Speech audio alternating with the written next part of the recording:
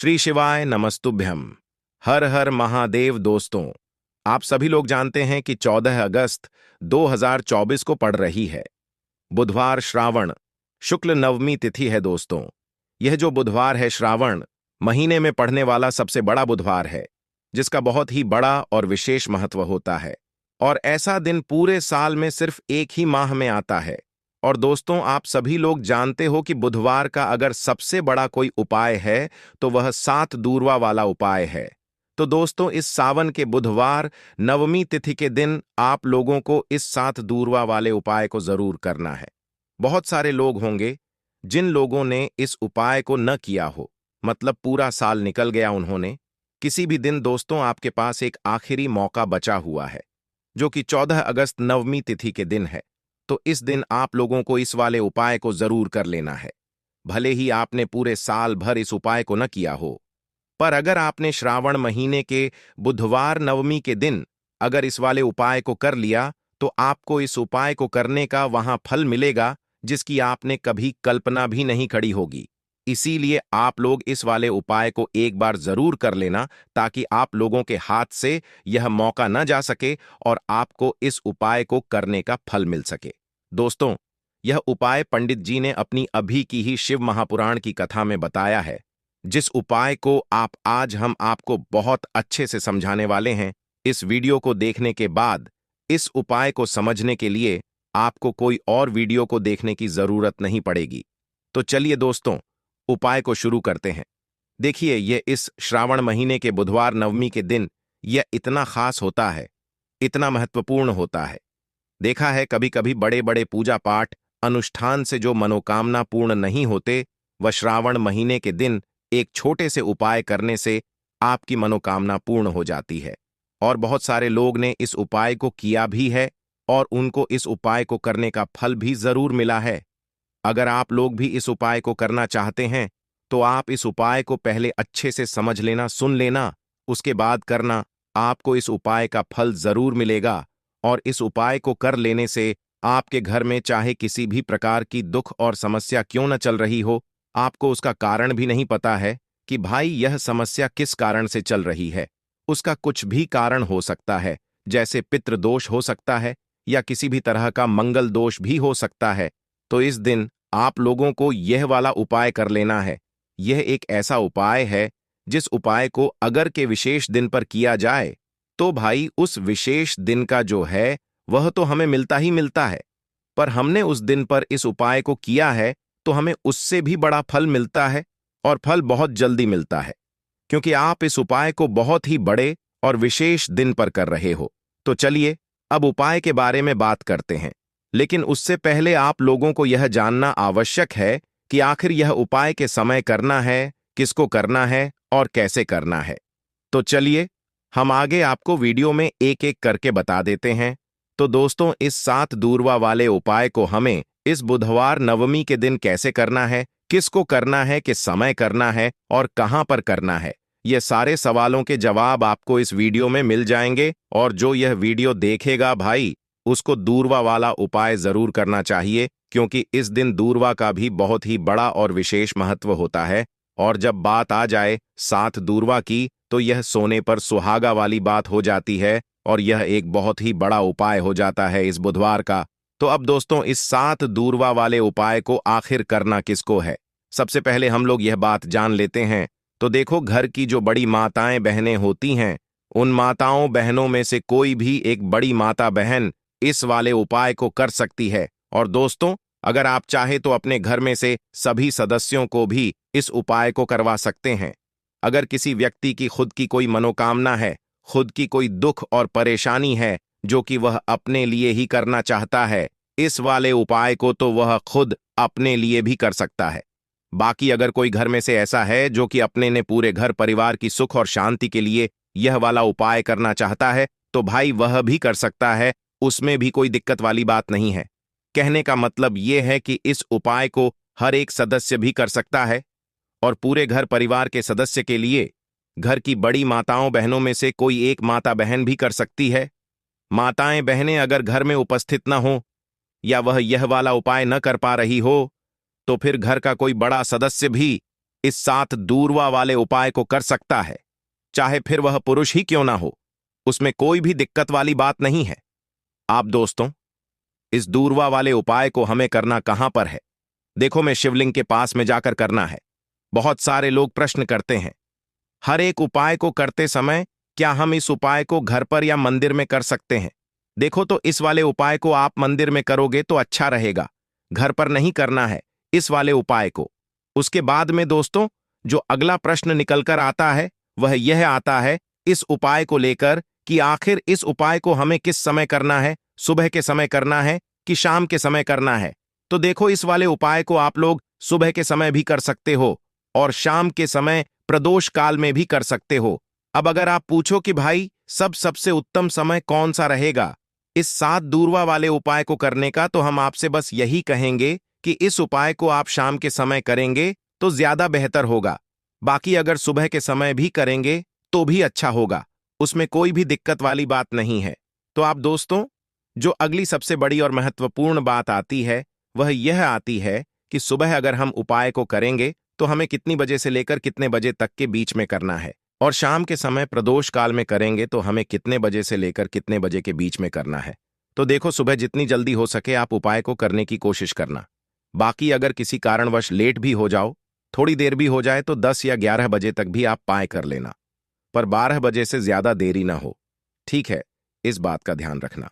उसके बाद में दोस्तों, अगर शाम के समय प्रदोष काल की बात करें, प्रदोष काल का जो समय है होता है वह शाम के 6 बजे से शुरू हो जाता है।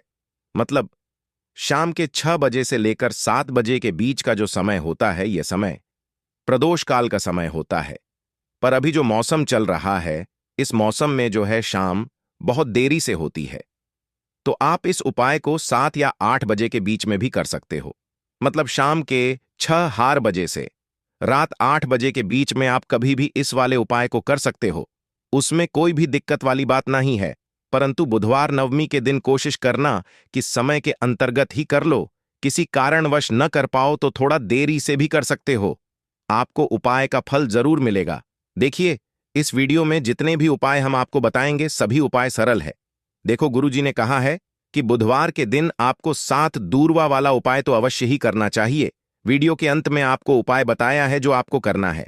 देखो, आगे बढ़ने से पहले वीडियो को लाइक जरूर करें। देखो, सबसे पहला उपाय, यदि आपके जीवन में कर्जा बहुत अधिक है, आपके जीवन में संकट बहुत अधिक रहते हैं, आपके ऊपर बहुत अधिक विपदा आ रही है, बार बार आपको अपने व्यापार में और अपने धन में है नहीं देखने को मिल रही है, यानी कि आपको प्रत्येक कार्य में हानि हो रही है, तो आपको यह उपाय करना चाहिए। इस उपाय को करने के लिए आपको 2 चीजों की आवश्यकता होगी। सबसे पहले है डूबा डूबा, आप जानते हो, जो कि भगवान गणेश जी को समर्पित होती है, तो आपको वह दूरवा की आवाज शक्ता होगी। साथ ही में एक लोटा जल की आवश्यकता होगी। और आप जब भी उपाय को करें, जी दिन भी आपको करें, तो आपको पड़ा था कल सुबह सुबह ही सुबह वह करना है। इस बात का विशेष रूप से आपको ध्यान रखना है। ठीक है, तो आपको एक दूरवा लेनी है। अगर आधा दूरवा ही मिल जाती है तो भी कोई दिक्कत नहीं है, बस आपको दूरवा लेनी है। अगर ज्यादा ना मिले तो उसे स्थान पर एक दूरवा भी ले सकते हैं।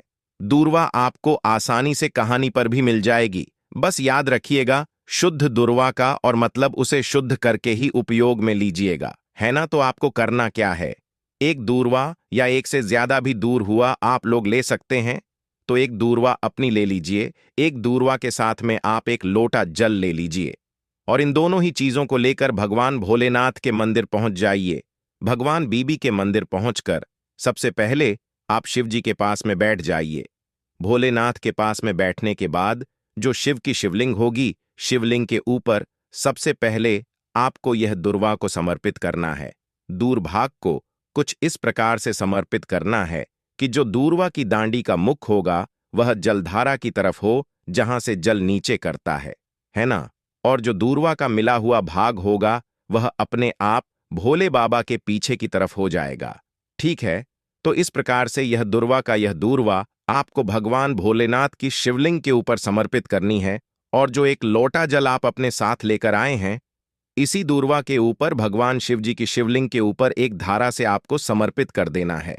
ठीक है, अब यहां पर देखने बात यह है कि यह उपाय इस व्यक्ति को करना है जी, व्यक्ति की नौकरी गा रही हो, जो व्यक्ति परीक्षा में पास होना चाहता हो, तो इस व्यक्ति को अपने हाथों से इस उपाय करना है, तभी उपाय कम करेगा। ठीक है, इस उपाय को करने के बाद आपको 3 महीने उपाय आपको कब तक करना है? जब तक कि आपकी नौकरी न जाए। जब तक आप इस उपाय को के साथ करो, आपकी नौकरी जरूर लगेगी। अब बात करते हैं दूसरे उपाय के बारे में। तो देखिए, दूसरे उपाय जो है, देखिए, इस उपाय के लिए आपको मात्र एक लौंग का जोड़ा लेना है, यानी कि 2 फूल वाली लौंग लेनी है। साथ में आपको मात्र थोड़ा सा शहद लेना होगा, और इसी के साथ में आपको तांबे के पात्र के अंदर शुद्ध जल लेना होगा। अब देखिए, इन सभी सामग्रियों को लेकर के आपको भगवान शिव के मंदिर में पहुंच जाना है। देखें, ये उपाय आप सुबह से लेकर शाम तक कर सकते हैं। तो वह सबसे पहले तो आपके पास जो 2 फूल वाली लौंग हैं, उन्हें आपको शहद के अंदर अच्छे से डुबो है, यानी कि दोनों लौंग पर आपको अच्छे से शहद का लेपन कर देना है। अब आपको जो आपके पास एक लोटा जल है, सबसे पहले तो उसे शिवलिंग पर धीरे धीरे समर्पित करना है और श्री शिवाय नमस्तुभ्यम इसका जाप करते हुए समर्पित कर देना है। अब आपके पास जो 2 फूल वाली लौंग है शहद से, उसे आपको शिवलिंग पर अर्पित करना है और आपको प्रार्थना करनी है कि जीवन में जो रोग की स्थिति है वह समाप्त हो। जीवन के जो संकट और समस्याएं हैं वह सभी समाप्त हो। जीवन से जो कर्ज की समस्या है वह समाप्त हो। इस प्रकार से प्रार्थना करते हुए यह जो 2 फूल वाली लौंग ही शहद, इससे आपको शिवलिंग पर अर्पित कर देनी है। आपकी जो भी समस्या होगी इस बुधवार के दिन अवश्य ही समाप्त हो जाएगी। तो इस प्रकार से आपको पहला उपाय करना है। अब हम बात कर लेते हैं दूसरे उपाय के बारे में। देखो, यह उपाय आपके लिए सर्वश्रेष्ठ होने वाला है। देखिए, इस उपाय के लिए आपको मात्र 5 हरे मूंग के दाने आपको साहब सबूत दाने लेने हैं, खंडित नहीं होने चाहिए। इस बात का ध्यान रखें। और इसी के साथ में आपको एक तांबे के पात्र के अंदर अपने घर से शुद्ध जल ले लेना है। दोस्तों, इन सभी सामग्रियों को लेकर के आपको सीधे पहुंच जाना है भगवान शिव के मंदिर में। देखिए, इस उपाय को भी आप सुबह भी कर सकते हैं और शाम के समय में भी कर सकते हैं। देखिए, भगवान शिव के मंदिर में पहुंचने के बाद आपके पास जो 5 हरे मूंग हैं, उनमें से पहला जो हरा मूंग है, आपको शिवलिंग के सामने जो नंदी महाराज होते हैं और उनका जो पैर उठा हुआ होता है, वहां पर आपको पर फलाहार हरा मूंग समर्पित कर देना है और आपको ओम नमः शिवाय का जाप कर लेना है। फिर आपको दूसरा हरा मूंग लेना है और शिवलिंग पर जो श्री गणेश जी वाला स्थान होता है, वहां पर आपको यह दूसरा हरा मूंग समर्पित कर देना है। यानी कि शिवलिंग के सीधे तरफ आपको यह दूसरा हराम समर्पित करना है और फिर आपको ओम नम शिवाय या फिर श्री गणेशाय नम का जाप कर लेना है। तीसरा, हरा मूंग का दान आपको भगवान शिव की सबसे प्रिय पुत्री निर्माता अशोक सुंदरी वाले स्थान पर समर्पित करना होगा। शिव की जो जल आधारित होती है, जहां से जल बहकर के आता है, उसी जलाधारी के बीच में जो कहीं कहीं उठी हुई लाइन होती है सांप की आकृति के रूप में, वहीं पर आपको तीसरा हरा समर्पित करना है और फिर आपको ओम नमः शिवाय का जाप कर लेना है। अब दोस्तों, चौथा जो हर मूंग है, उसे आपको भगवान कार्तिकेय जी का जो स्थान होता है शिवलिंग पर, वहां पर आपको यह चौथा हराम का थाना समर्पित कर देना है और आपको ओम नमः शिवाय का जाप कर लेना है। अब दोस्तों, आपके पास जो 5वां और अंतिम हरा मूंग बचा हुआ है, उससे जल के पात्र के अंदर डाल देना है और इस हरे मूंग से युक्त जल से आपको भगवान शिव के शिवलिंग का अभिषेक कर देना है। जल आपको बिल्कुल धीरे धीरे समर्पित करते जाना है और लगातार आपको शिव महापुराण के मूल श्री शिवाय नमस्तन मस्तुभ्यम इसका जाप करते रहना है। फिर आपको शिवलिंग के सामने बैठकर, यदि आप अपने बच्चों के लिए यह उपाय कर रहे हैं, यदि आप अपने बच्चों की बुद्धि ज्ञान और विवेक के लिए उपाय कर रहे हैं, तो उसके लिए आपको प्रार्थना कर लेनी है। या फिर व्यापार में वृद्धि करने के लिए यह उपाय कर रहे हैं, तो उसकी कामना करते हुए आपको प्रार्थना कर लेनी है। या फिर अपनी नौकरी के लिए कर रहे हैं, या फिर अपने इंटरव्यू के लिए, या फिर धन की प्राप्ति के लिए कर रहे हैं, जिस भी कामना के लिए आप उपाय कर रहे हैं, उसे परिपूर्ण करने के लिए आपको महाद्वीप से प्रार्थना कर लेनी है और फिर आपको वापस अपने घर आ जाना है। पूज्य गुरु जी ने कहा है कि जो भी व्यक्ति इस उपाय को कर लेता है, तो यकीन मानिए आपके जीवन की जो सारे संकट, कष्ट और बाधाएं ही वह सभी समाप्त होंगे। अब हम बात करते हैं अगले उपाय कि इस उपाय के लिए आपको एक दीपक लेना है। दीपक आप मिट्टी का भी ले सकते हैं और शुद्ध आटा मानकर उसका दीपक भी आप तैयार कर सकते हैं। दीपक के अंदर गोल ही का प्रयोग करना है और दीपक के अंदर आपको शुद्ध घी का प्रयोग करना है। इसी के साथ में आपको मात्र एक फूल वाली लौंग लेनी होगी। अब यह एक दीपक और एक फूल वाली लौंग लेकर के सीधा आपको पहुंचना होगा। बरगद के वृक्ष वहां पर देखिए। सबसे पहले तो आपके पास जो एक फूल वाली लौंग है उससे आपको बरगद के वृक्ष की जड़ में समर्पित करना है।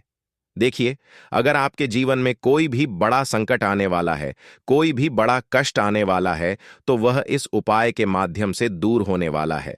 महादेव की विशेष कृपा रहेगी कि जो भी संकट आपके जीवन में आने वाला होगा वह भी दूर हो जाएगा। तो आपको एक लौंग समर्पित करनी है बरगद के वृक्ष की जद में, और वहीं पर आपको जो है गोल बाती वाला दीपक जो आप लेकर के गए हैं उससे भी वहां पर प्रज्वलित कर देना है, वक्त केयर करते हुए। देखिए, जब भी आपको जीवन में इस साल लगने लगे कि आपके जीवन में कुछ भी अच्छा नहीं चल रहा है, तब भी आपको उपाय करना है। तो इस प्रकार से आपको यह उपाय करना है। अब हम जान लेते हैं चौथे विशेष उपाय के बारे में। देखें, यदि आपके विवाह में, शादी में कोई भी समस्या आ रही है, यदि आपका जो कर है वह दिन पर दिन बढ़ते ही जा रहा है, तो आपको यह चमत्कारी उपाय करना चाहिए। कोई भी समस्या अगर जीवन में है तो उसे दूर करने के लिए आपको उपाय करना चाहिए। मंगल दोष से जुड़ी हुई समस्या भी है, तब भी आपको यह उपाय करना चाहिए। देखिए, इस उपाय के लिए आपको एक तांबे के मात्र के अंदर अपने घर से शुद्ध जल लेना है और इसी के साथ में आपको एक छुटकी लाल चंदन लेना होगा। अब आपको क्या करना है कि जो लाल चंदन आपने लिया है उसे आपको उससे जल के पात्र के अंदर डाल देना है और यह जल्द जो है आपको लाल चंदन से युक्त तैयार कर लेना है। और यह लाल चंदन से युक्त जल आपको भगवान शिव के मंदिर में लेकर के पहुंचना है। लेकिन यह उपाय भी आप सुबह से लेकर के शाम तक कर सकते हैं। अब दोस्तों, यह जो लाल चंदन से युक्त जल है, इससे आपको भगवान शिव के शिवलिंग पर धीरे धीरे अर्पित कर देना है और आपको लगातार श्री शिवाय नमस्तुभ्यम इसका जाप करते रहना है। देखिए, यदि आपके जीवन में विवाह से युद्ध समस्या चल रही है तो आपको मंडलेश्वर महादेव का स्मरण करना है, और जीवन में अधिक कर्ज की समस्या है तो आपको आनंद मुक्तेश्वर महादेव का स्मरण करना है। देखना, एक दिन आपकी सब तरह की समस्या जल्दी ही समाप्त हो जाएगी। तो इस प्रकार से आपको यह चौथा उपाय करना है। अब हम जान लेते हैं अंतिम और पांचवें उपाय के बारे में। देखिए, बुधवार का दिन है और हनुमान जी भगवान शिव के रुद्र अवतार हैं, तो यह उपाय और भी खास हो जाता है। तो ये जो उपाय है विशेषकर आपको हनुमान जी के वहां पर ही करना होगा। देखिए, जब भी आपको ऐसा लगने लगे कि आपके जीवन में जो कर्ज है वह समाप्त ही नहीं हो पा रहा है, दिन प्रतिदिन बढ़ते ही जा रहा है, कष्ट जो है वह दिन प्रतिदिन बहाते ही जा रहे हैं, कष्ट जो है वह समाप्त ही नहीं हो पा रही है, यानी कि जीवन में जब भी कोई विपदा आती है, संकट आता है, तो हमें संकट मोचन हनुमान जी के मंदिर में जाना चाहिए। लेकिन यह उपाय बहुत ही खास है। इस उपाय के लिए आपको एक चौमुखी दीपक तैयार करना होगा। आपको एक दीपक लेना है। दीपक के अंदर 4 बाथी के लिए आपको मोली वाला धागा आता है, कलावा का उसकी भी बना सकते हैं, या फिर आप सफेद रुई की जो बत्तियां हैं उन्हें भी बना सकते हैं। अब आपको लेना है एक कटोरी सरसों का तेल, और अब इस दीपक के अंदर या तो आपको चमेली का तेल डालना है, या फिर जो आपने एक कटोरी सरसों का तेल लिया है उसमें आपको सरसों का तेल डालना है, और इसी के साथ में आपको मात्र एक फूल वाली लौंग भी लेनी है। देखिए, आप जो यह दीपक है और लौंग है, इन दोनों का आपको हनुमान जी के मंदिर में लेकर के पहुंचना है। अब सबसे पहले तो यह जो चौमुखी दीपक है इसे आपको हनुमान जी के सामने प्रज्वलित करना है। दीपक को प्रज्वलित करने के बाद आपको वहीं पर एक बार हनुमान चालीसा का पाठ करना है, या फिर आप आनंद मोचक मंगल स्तोत्र का पाठ भी कर सकते हैं। अब आपके पास जो एक फूल वाली लोग हैं उनसे आपको अपने सीधे हाथ में रखना है। आपको प्रार्थना करनी है हनुमान जी से कि जीवन की जो भी संकट है, विपदा है, वह सभी आपकी कृपा से दूर हो, और यह जो एक लौंग है इससे भी आपको उससे चौमुखी दीपक के अंदर डाल देनी है और अपनी मनोहर कामना बोल देना है। गुरुजी कहते हैं कि कुछ दिनों में ही आपकी सभी मनोकामना पूरी हो जाएगी। तो इस प्रकार से यह सुंदर सा और सरल सा उपाय करना है। देखो, आज की वीडियो में हमने आपको जितने भी उपाय बताए हैं सभी उपाय बहुत ही सरल है। जो आपको करने हैं देखना, आपके जीवन के सारे संकट और कष्ट दूर होंगे। और गुरुजी ने कहा है कि बुधवार के दिन आपको चौमुखी दीपक वाले उपाय को आपको अवश्य ही करना चाहिए। इससे आपके जीवन से चारों तरफ से आने वाले संकट दूर हो जाएंगे। तो दोस्तों, आज के इस वीडियो में हमने आपको 5 माह उपाय बताए हैं। जो भी आपको आसान लगे वह आप कर सकते हैं।